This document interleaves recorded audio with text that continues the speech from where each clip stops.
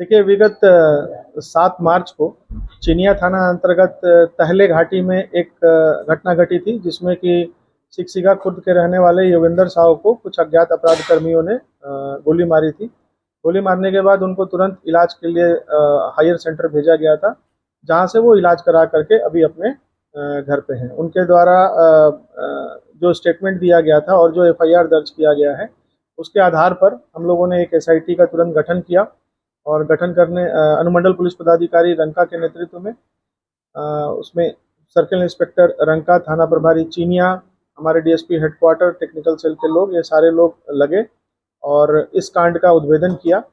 इस कांड में जो 2 लोग शामिल थे, जो घटनास्थल पर जिन्होंने घटना की है, उसमें दोनों लोगों को गिरफ्तार किया गया है। एक का नाम बबलू सिंह है, जो कि करुई मझियाओं का रहने वाला है, और दूसरा नितेश सिंह उर्फ नीतू सिंह, जो पाकी का रहने वाला है।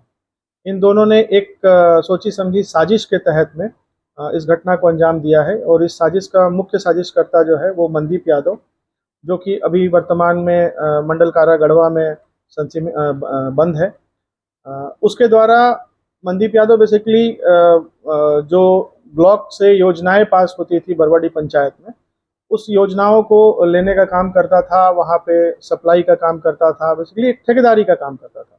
उसी क्रम में मनदीप की जान पहचान बबलू सिंह और नीतू सिंह से हुई, और जो योगेंद्र साव थे, जिनके ऊपर में ये घटना घटी है, उनके द्वारा जो ठेकेदारी में काम होता था, जो सप्लाई किया जाता था, उस बात का लगातार विरोध किया जाता था।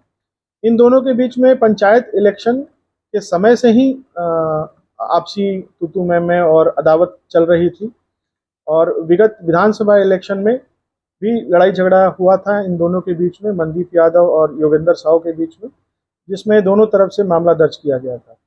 उसी मामले में दिनांक 24 फरवरी को मनदीप यादव सरेंडर करके गढ़वा जेल में है।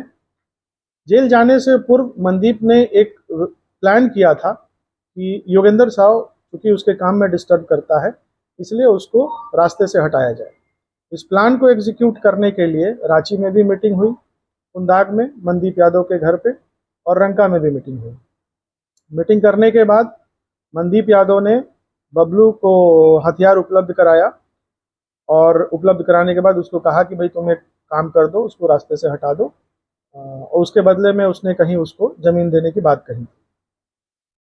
7 तारीख को जो घटना घटी है, उससे करीब 10-11 दिन पहले मनदीप यादव खुद जेल चला गया, उसने सरेंडर किया और वो जेल चला गया। और 7 तारीख को जो घटना घटी है, 7 तारीख को घटना में एक मीटिंग होने वाली थी चिनिया ब्लॉक में। मीटिंग की जानकारी सभी को थी, और योगेंद्र साव अमूमन सारे मीटिंग को अटेंड करते थे। इन लोगों द्वारा, दोनों अपराधकर्मी जो थे, इनके द्वारा रास्ते में कई बार अपने मोटरसाइकिल से रेकी भी किया गया इनका, योगेंद्र साव का, कि वो आ रहे हैं कि नहीं आ रहे हैं।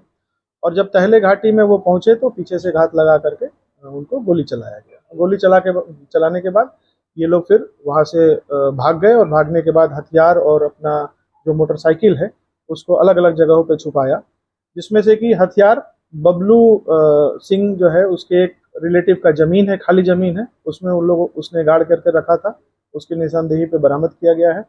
और जिस मोटरसाइकिल का इसमें इस्तेमाल किया गया है, वो मोटरसाइकिल भी बबलू के एक रिलेटिव साड़ू है उसका, जो एसएसबी में एक कांस्टेबल है, उसकी गाड़ी है।